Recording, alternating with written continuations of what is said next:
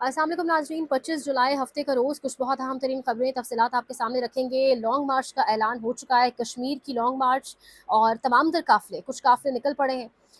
पड़ाव मुज़फ़्फ़राबाद में होगा। तमाम तर कहानी आपके सामने रखते हैं और इसके साथ साथ जंग का फैलाव बहुत ज़्यादा बढ़ चुका है। जंग का फैलाव इतना बढ़ चुका है कि रग से आए कि रशिया और चीन भी जो आसार दिखाई दे रहे हैं कि इस जंग में बराह रास्त शामिल होने जा रहे हैं। और उसके साथ साथ बहुत इंपॉर्टेंट आगाज़ बल्कि इसी से कर लेते हैं, सऊदीया वाला मामला भी सामने रखेंगे आपके। लेकिन हमारे निज़ाम में दरारें पड़ना शुरू हो गई हैं, टूट फूट का शिकार हो रहा है निज़ाम और तलखियाँ बहुत बढ़ रही हैं। राना सनाउल्लाह का स्टेटमेंट उठाकर देखें जिसमें वो कह रहे हैं कि बिलावल को याद करते ही, बिलावल का नाम सुनते ही देखते ही करप्शन याद आ जाती है। या फिर आप पीपल्स पार्टी के स्टेटमेंट्स उठा के देखें नून लीग के हवाले से। पीपल्स पार्टी के हवाले से फाइलें भी खोल दी गई हैं। डीजी नैब कराची को तहकीकात करने का हुक्म दे दिया गया है। येलो लाइन प्रोजेक्ट है कराची का, जिसमें कहा जा रहा है अरबों रुपए की करप्शन हुई है और ये फाइल पीपल्स पार्टी की खोल दी गई है।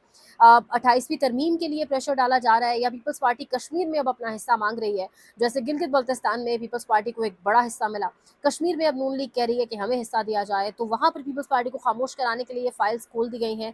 माजरा क्या है, मामला क्या है, आखिर आखिर पूरी पीछे कहानी देखिए। बज़ाहिर बेशक चीज़ें बेहतर नज़र आ रही, वैसे बज़ाहिर भी नज़र नहीं आ रही, लेकिन पसे पर्दा बहुत कुछ चल ज़रूर रहा है। अगर आप बयानात भी उठा कर देखें। फिर एमक्यूएम का, अच्छा, एमक्यूएम वो जमात है जो कभी भी पाकिस्तान में सड़कों पर आने की बात नहीं करती अनटिल और अनलेस उनको कहीं से सर हिलाकर ये ना कहा जाए कि हाँ निकलो सड़कों पर। यानी जब भी इस्टेब्लिशमेंट ने कोई हुकूमत ख़त्म करनी हो, गिरानी हो, तोड़नी हो, एमक्यूएम का इस्तेमाल सबसे पहले किया जाता है। यानी काइंड ऑफ इस्टेब्लिशमेंट की टीम भी इसको कहा जा सकता है। तो एमक्यूएम जब सड़कों पर आने की धमकी दे रही है, अब देते वैसे वो बहुत दफ़ा धमकी, लेकिन ये धमकी भी वो किसी की मर्ज़ी के बगैर नहीं देते। तो ये सारी चीज़ें अगर आप कनेक्ट करके देखें तो आपको दरारें बाकायदा तौर के ऊपर दिखाई देंगी। अब ऑब्वियसली हर किसी के जहन में सवाल आता है, क्योंकि नून लीग से भी आपको प्रॉब्लम है। नून लीग की फाइल्स भी आप एक ना एक दिन खोलेंगे और नून लीग के तो करप्शन के इससे भी ज़्यादा भरमार है, क्योंकि सिंध के अंदर अगर इतनी करप्शन है एक छोटे सूबे के अंदर, तो पंजाब तो एक बड़ा सूबा है और फिर वहाँ तो जहाज़ और क्या कुछ, तो वहाँ से कितनी करप्शन निकलेगी।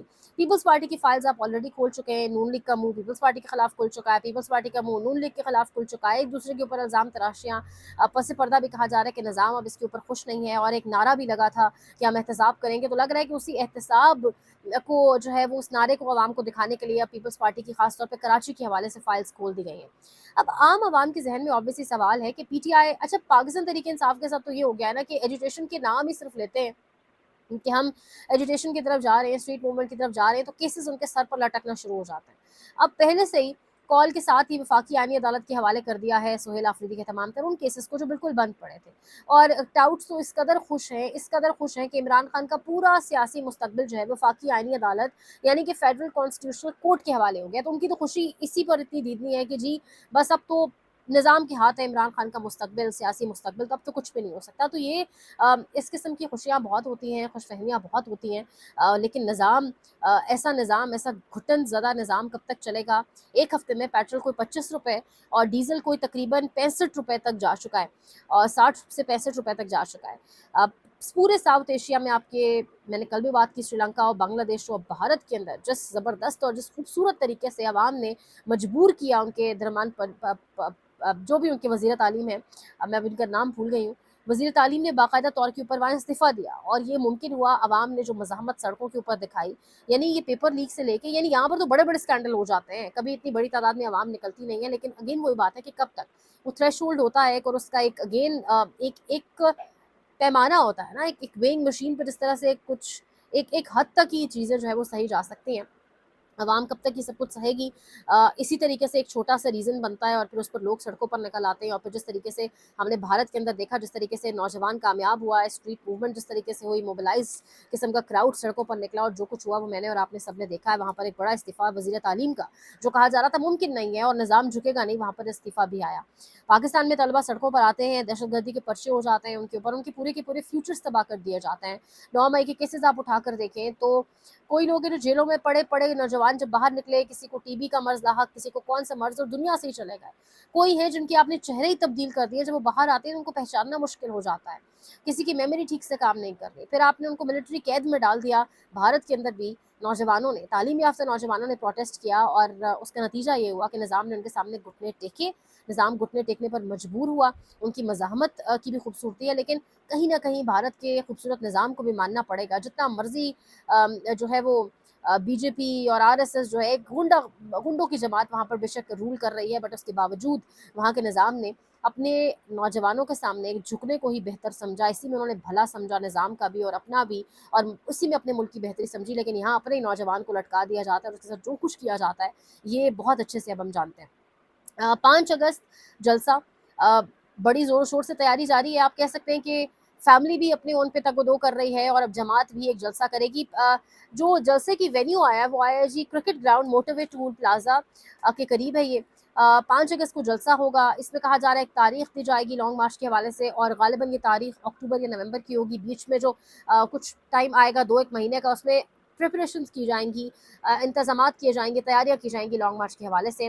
सोहेल आफरीदी की गुफ्तगू में सुन रही थी, वो उन्होंने कहा है जी कि हम तमाम ऑप्शंस, तमाम रास्ते, तमाम दरवाजे खटखटा कर देख चुके हैं, कहीं से कुछ हासिल वसूल नहीं हुआ, तो लिहाजा अब हम अपने ऑब्वियसली जो सबसे मैक्सिमम, सबसे लास्ट ऑप्शन होता है, सबसे लास्ट कार्ड आप प्ले करते हैं, वो आपके पास होता है लॉन्ग मार्च का या एहतजाज का, सड़कों पर आने का। तो उसका ऐलान अब हो चुका है। मौलाना फजल रहमान ये तहरीक ज्वाइन करेंगे या नहीं तो मुझे नहीं लगता, क्योंकि मौलाना अगेन कोई सिंसियर एफर्ट्स नहीं कर रहे। अगर कर रहे होते तो मौलाना इस निज़ाम से इस्तीफ़ा दे चुके होते। सबसे पहले मौलाना केपी की नशस्तों से इस्तीफ़ा दे चुके होते। अगर नहीं दिया मौलाना ने तो बड़ा वाज़े है ये कि मौलाना जो है ये सब कुछ, एक कोई पर्ची उन्हें थमाई गई है और उसकी वजह से ही ये सब कुछ वो कर रहे हैं। एक जानिब ये सारी सिचुएशन है पाकिस्तान की, दूसरी जानिब आज़ाद कश्मीर से एक बड़ी खबर आ रही है। वो ये है कि अवामी एक्शन कमेटी ने लॉन्ग मार्च की कॉल दे दी है। बार-बार अवामी एक्शन कमेटी ने हुकूमत को वक़्त दिया और ऑब्वियसली एक उम्मीद लोगों के अंदर भी होती है कि रियासत हमारी है, हमसे मुखलिस होगी, और हम भी बार-बार ये कह रहे थे कि दोनों फ़रीक़ैन को एक-एक स्टेप बैक करना चाहिए, मेज़ पर बैठना चाहिए। अल्टीमेटली आपको कुछ भी हो जाए, यानी बड़ी से बड़ी लड़ाई हो जाए, अल्टीमेटली आपको मेज़ पर बैठना होता है, आपको बैठकर तमाम बातचीत करनी होती है। तो यही एक्सपेक्ट किया जा रहा था कि बैठा जाएगा, बातचीत की जाएगी, लेकिन पता नहीं खुदा ना ख़ास्ता क्या होगा जिसके बाद बैठा जाएगा। अवामी एक्शन कमेटी ने 26 जुलाई को कहा है कि काफ़िले मीरपुर डिवीज़न से लॉन्ग मार्च का आगाज़ करेंगे, रावलाकोट धरने में पहुंचेंगे और फिर वहां से आगे 27 को नमाज ज़ोहर के बाद मुजफ्फराबाद की जानिब ये काफ़िले गामजन हो जाएंगे। नीलम जहलम वैली से कहा गया है काफ़िलों को कि अभी से ही वो मुजफ्फराबाद की जानिब निकल पड़े। तो यानी जो एक वक्त दिया गया था, जो एक डेडलाइन थी, उसके अंदर कोई मस्बत पेशरफ्त नहीं हुई, जबकि कल तक भी खबरें आ रही थी कि अवामी एक्शन कमेटी और हुकूमत के दरमियान गालिबन कोई मस्बत पेशरफ्त हो रही है और अच्छी खबर आएगी, लेकिन अब लॉन्ग मार्च का ऐलान कर दिया गया है। ये एक जानिब सारी सिचुएशन है, अल्लाह कश्मीर के हालात के ऊपर रहम करे। दूसरी जानिब बड़ा इंपॉर्टेंट है और वो ये है कि ये जो जंग है ये फैलती चली जा रही है। कल रात एक ऐसी रात थी जिसमें यूएस ने अटैक नहीं किया, किसी किस्म की बमबारी ईरान के ऊपर नहीं की गई, जबकि कंसेक्यूटिव 14 रातें बमबारी की जाती रही। कल क्यों नहीं की गई? जबकि कल ही ट्रम्प की बड़ी इंपॉर्टेंट एक मीटिंग भी थी कैबिनेट के साथ, कुछ और प्लान किया जा रहा है। साथ ही जो एक और बड़ी खबर है जो तशवीशनाक है, यूक्रेन ने मिलिट्री इक्विपमेंट लेकर आने वाला एक कार्गो शिप है, उसको अटैक किया है।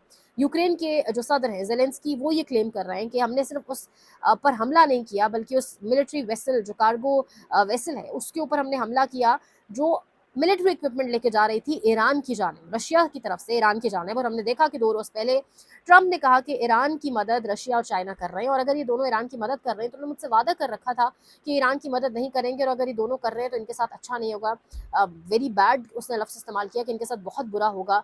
और साथ ही अगले ही 1 रोज़ के बाद ज़ेलेंस्की का एक मिलिट्री इक्विपमेंट से भरे वेसल को टारगेट करना, जो उसके अकॉर्डिंग ईरान की जानिब बढ़ रहा था। तो ये सारी की सारी स्टोरीज़ अगर खबरों को आप लिंक करके देखें तो क्या ये जंग रशिया और चाइना को भी अपनी लपेट में लेने जा रही है? रशिया और चाइना ने तो इसका जवाब भी दिया ट्रम्प के स्टेटमेंट को, और चाइना ने कहा कि स्ट्रेटेजिक पार्टनर होने की वजह से हम ईरान के हक़ खुदरादियत को, ईरान के साथ हर डिफेंस के मामले को जिसमें ईरान एक हक़ रखता है अपनी बात कहने का, उसमें हम ईरान के साथ खड़े हैं। तो चाइना ने भी ये चीज़ वाज़ेह कर दी। साथ ही साथ बड़े पैमाने के ऊपर जो एक बिल्डअप है वो जारी है। C-17 और C-5 कार्गो एयरक्राफ्ट जो हैं मुसलसल उनकी मूवमेंट मिडल ईस्ट की जानिब यूएसए से चल रही है। तो होने क्या वाला है, ये चीज़ें सारी की सारी बहुत ज़्यादा इंटरलिंक्ड हैं। सऊदिया और यमनी हूसी, उनकी लड़ाई बहुत बढ़ती चली जा रही है। रात गए सऊदिया ने फिर यमन के पोर्ट्स के ऊपर अटैक किया, जिसके जवाब में आज यमन ने 2 बार जवाब दिया जा चुका है यमन की जानिब से, जिसमें आरामको ऑयल रिफाइनरी को भी हिट किया गया है। मज़ीद भी यमन कह रहा है कि हम बदला लेंगे हमारी बंदरगाह पर हमला करके। सऊदिया ने बहुत बड़ी गलती कर दी है। पाकिस्तान ऑलरेडी कह चुका है कि हम सऊदिया के दिफा में सामने आएंगे। तो अगर आप जंग के फैलाव को, जंग के बढ़ने के पूरे आप देखें, जो रेडियस ये जिस तरीके से जिस जगहों को लपेट में ले रही है, तो ये बहुत खौफनाक है, बहुत अजीबो-गरीब है। साथ ही साथ एक पेशेंगोई भी सामने आई है, यानी जो पूरी दुनिया के इकोनॉमिस्ट हैं वो ये कह रहे हैं कि अगर सिचुएशन बिल्कुल ऐसे रही तो जो ऑयल रिजर्व्स हैं यूएस के, वो कम होते चले जा रहे हैं हर गुजरते दिन के साथ। तो $123 पर बैरल के ऊपर तक ये कीमत जा सकती है ऑयल की।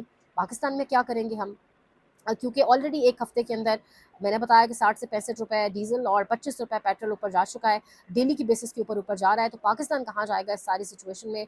अल्लाह पाक की हालात के ऊपर रहम करें। आज़ाद कश्मीर सिचुएशन इंशाल्लाह आपको साथ साथ अपडेट करेंगे। लाइक करें, शेयर करें, सब्सक्राइब करें, कमेंट सेक्शन में फीडबैक का इजहार करें। अपना बहुत ख्याल रखें। अल्लाह ने के बाद।